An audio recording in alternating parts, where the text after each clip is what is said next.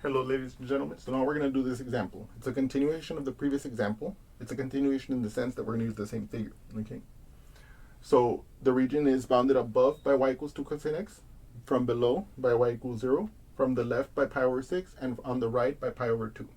And the question is, what is the volume of the solid that we get if we rotate this region about not the y-axis as we did before, but about the line x equals 5. Okay. So we know that x equals 5. X equals a constant, in fact, is a vertical line through that constant c.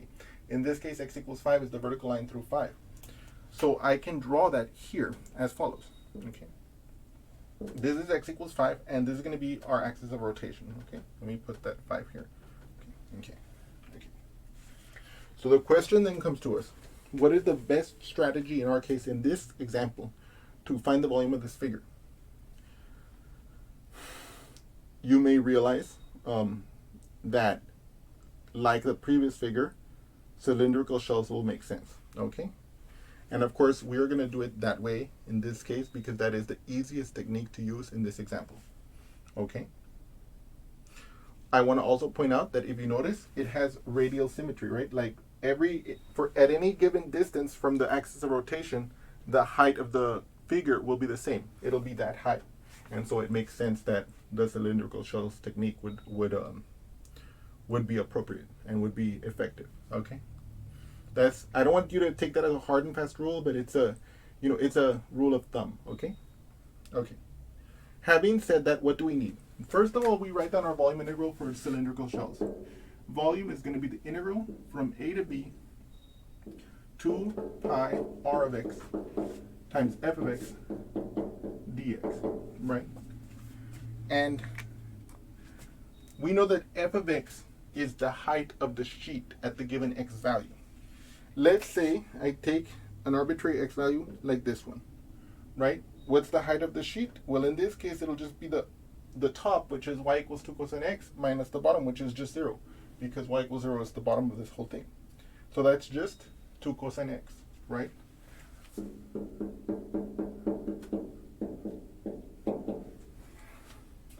What's the radius? That's more interesting. X is this distance here, from 0 to x. I want this distance from x to 5. How do I do that?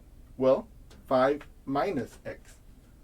I can see that 5 minus x for any x in here will give me that distance. The distance from the axis of rotation to that particular x value.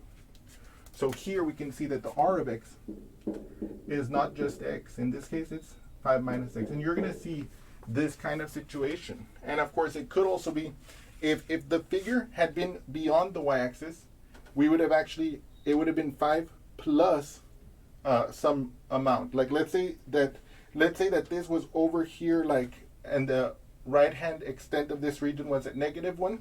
The actual radius would have been 5 plus 5, like the radius there would have been 5 plus 1, so it would have been, no, 5 minus 6 would have still worked because it would have added, okay? In any case, but you'll see that we're going to have different situations that'll lead us to different kind of like expressions to calculate the radius function, okay? But with this setup, we are now ready to write our integral. And of course, we know that the region goes from pi over 6 to pi over 2, okay? Okay, so this will be I can pull out my 2 pi. So I get 2 pi times the integral from pi over 6 to pi over 2 of my 5 minus x times the 2 cosine x dx, okay?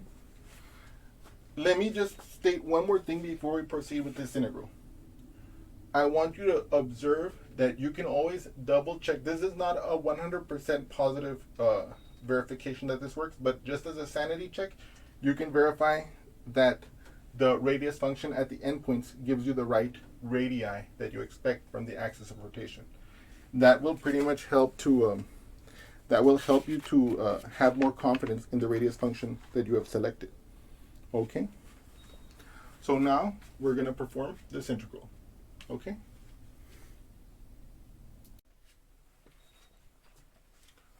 So now we have to do this integral. We have to integrate from pi over 6 to pi over 2 of the product of 5 minus x times 2 cosine x with respect to x. Okay? So here, what we're going to have to do first is we're going to have to kind of set this integral up to be as nice to us as possible.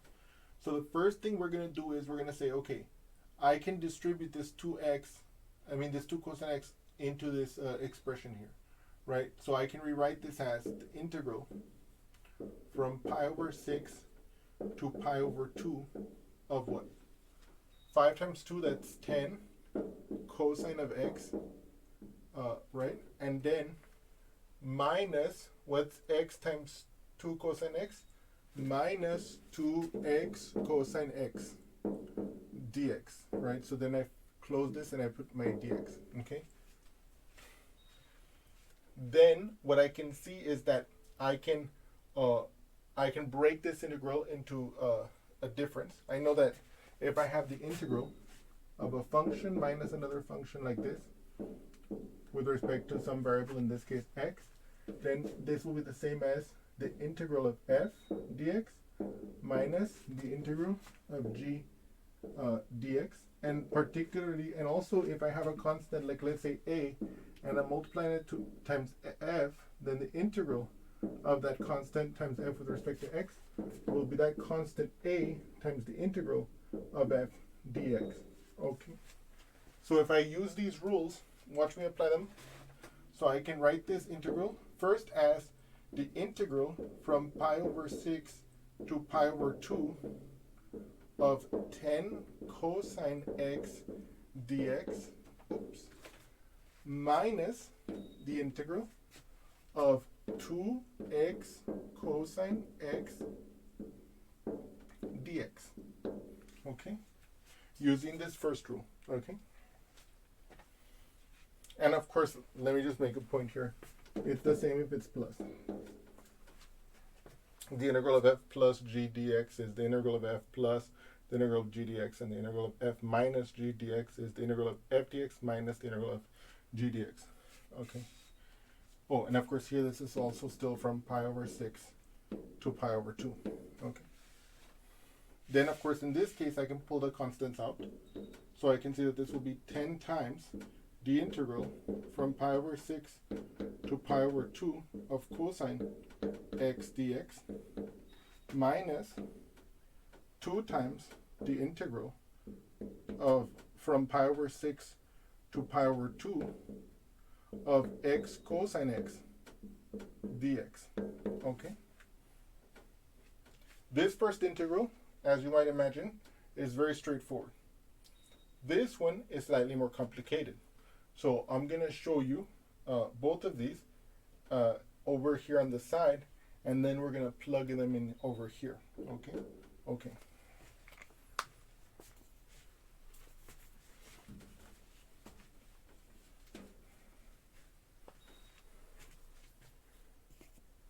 So first things first, I'm going to integrate the cosine of x from pi over 6 to pi over 2 with respect to x. Okay? Now, I ask myself, I peer deep into my brain, and I ask myself, what is the meaning of life? No, I'm just kidding. No, I peer deep in my brain and I ask myself, is there a function I can think of whose derivative is cosine? My brain appears to be empty and I cannot think of such a function. No, I'm just kidding. Sine of x. The derivative of sine of x is the cosine of x. Okay? So I can see that this will equal to open parentheses, sine of x evaluated from pi over 6 to pi over 2. Okay? Okay? And so then what we would do is we would evaluate it at the top limit and then subtract the same function evaluated at the bottom limit, like this. It'll be the sine of pi over 2 minus the sine of pi over 6, like this. Okay? Okay. Then, of course, for some of you, you might have these numbers memorized, and that's of course good, right? But I always want you to remember that you can always use, well, you might not always be able to use your unit circle, but there's ways of memorizing it. But for the time being, I want us to look at what is the sine of pi over 2. I look at my unit circle, okay? At the angle pi over 2, the y-coordinate of the point on the unit circle at pi over 2 is 1. So in other words, my sine of pi over 2, which is the y-coordinate, is 1. Then minus, right? And then what's the sine of pi over 6? At pi over 6, what's the y-coordinate? 1/2. So it's 1/2. Then of course, what is 1 minus 1/2? It'll be 1/2. Okay? So we can see that this first integral is actually 1/2. So I can come back over here to our integral that we're solving, and I can replace this first part with 10 times 1/2, and I can bring this down. Minus 2 times the integral of pi over 6 to pi over 2 x cosine x dx. Now, by doing it this way, by keeping the whole calculation together in logical order, so to speak, and by doing the pieces on a separate sheet of paper, in the case of if you're doing it on paper or in a separate part of the board, I try to keep the logically connected pieces of the calculation as connected on the writing surface as possible, because that way my thoughts don't start to overlap on the paper, which renders it confusing. And also, I want you to think about it from the perspective of, if you're studying from this later for a test or for yourself, whatever, if you write it down in an organized manner, you'll be able to pick it up again or study from it more effectively. Whereas if it's all jumbled up on the paper, it'll be very difficult for you to study from it.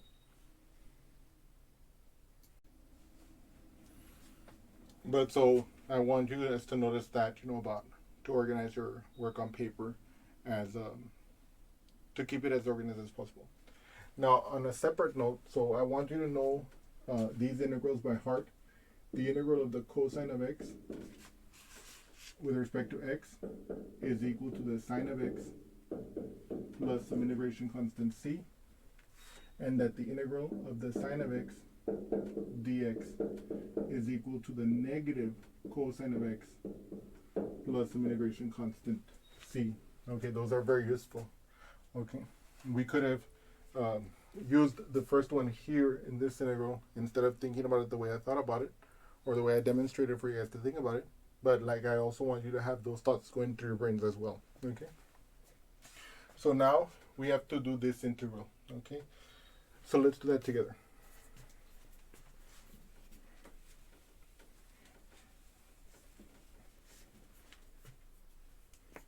So now here, I want to do the integral of x cosine x dx, okay, from pi over 6 to pi over 2, okay? And what I realize is that I have a product of two functions. In particular, I have the product of x times cosine x dx, okay? I have the product of the two functions x and cosine x, okay?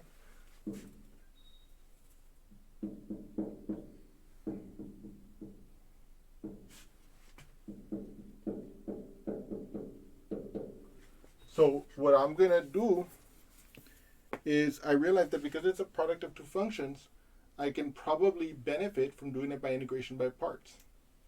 So instead of doing it as a definite integral, what I'm going to do is I'm going to integrate the indefinite integral, x cosine x, using integration by parts.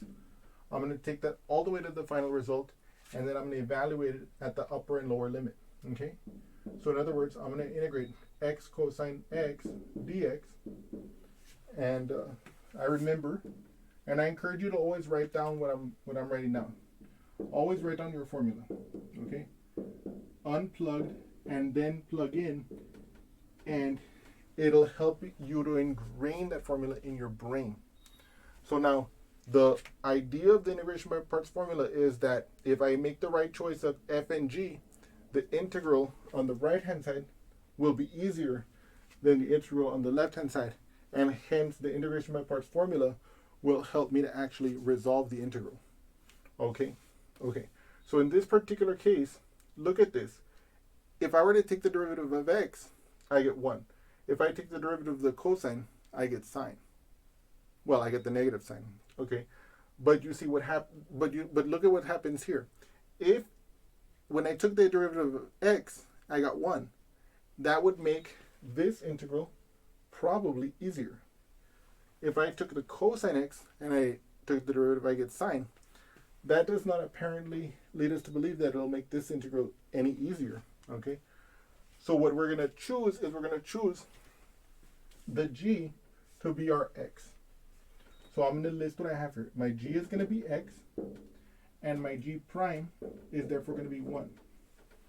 My f prime, if the integral of f prime g is what this is, then if I've chosen g to be x, then my f prime has to be cosine x.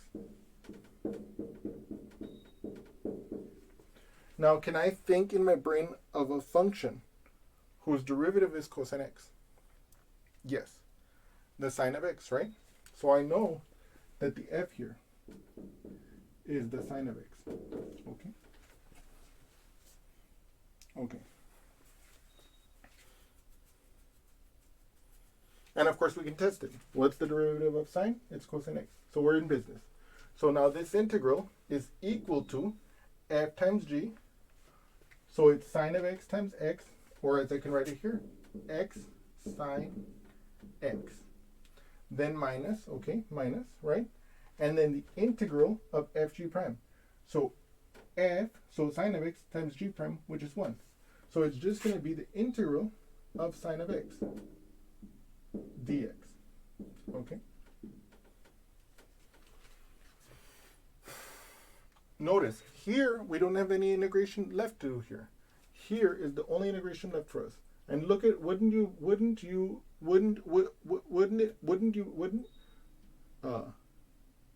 what in tarnation? No, I'm just kidding. Wouldn't you believe it? I already have the integral of sine of x on the board. It's negative cosine x plus c.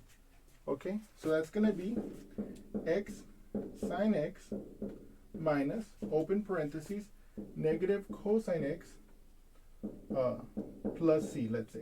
Okay, and I can write this as x sine x plus cosine x, and then let's say in this case minus this integration constant. Okay, but because that integration constant is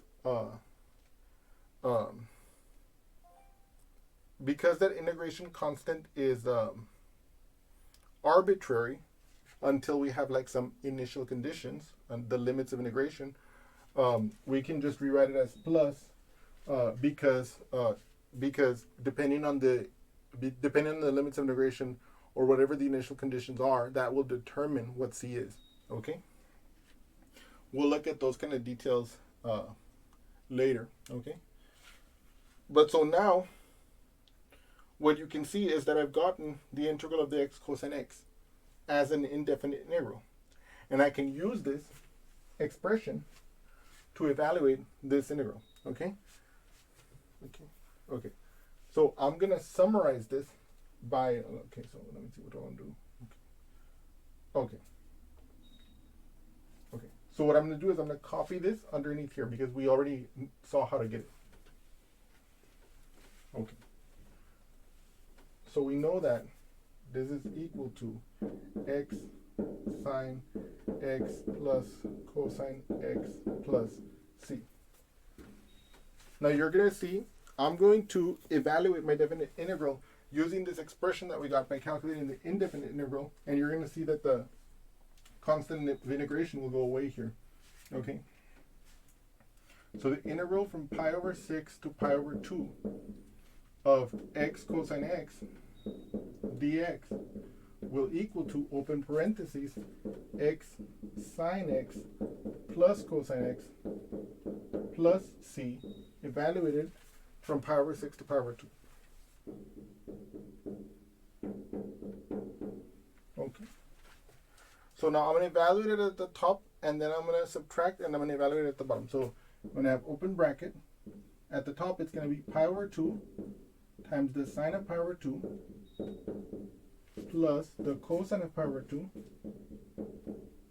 plus the integration constant c minus open parentheses. I'm going to evaluate it at the bottom.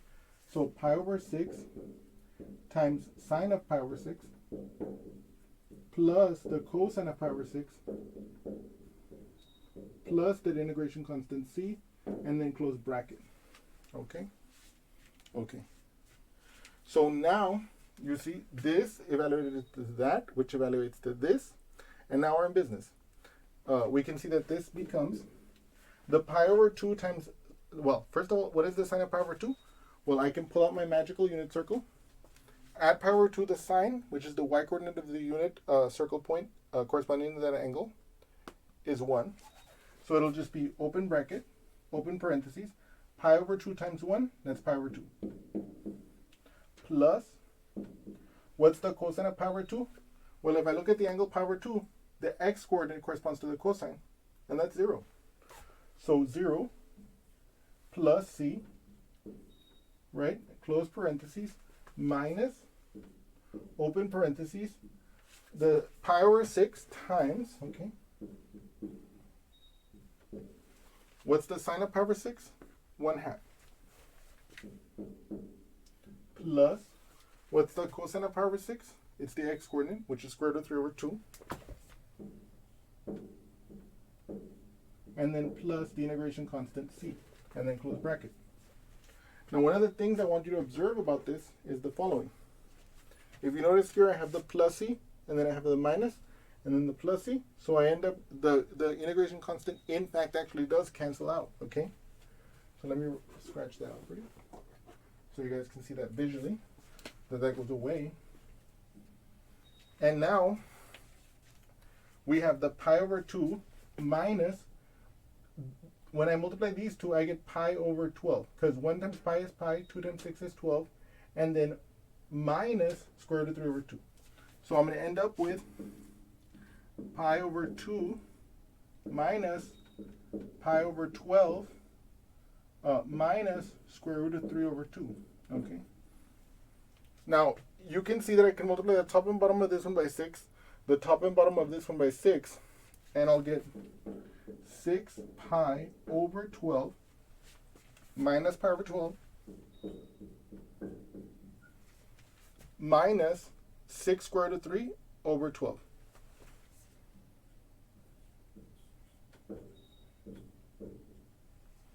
And then you can see these two beginning ones can be combined to give 5 pi over 12 minus 6 square root of 3 over 12. So let me write that down here.